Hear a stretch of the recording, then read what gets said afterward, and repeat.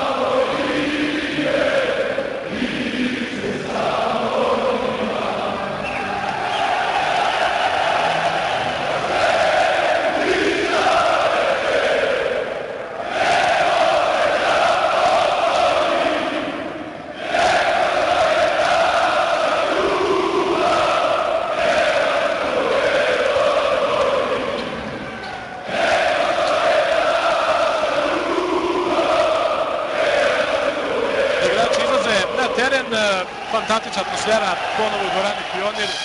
Publika Partizanova je došla da podrži ovu mladu ekipu kojoj rezultatski ne ide ove sezone u Euroligi.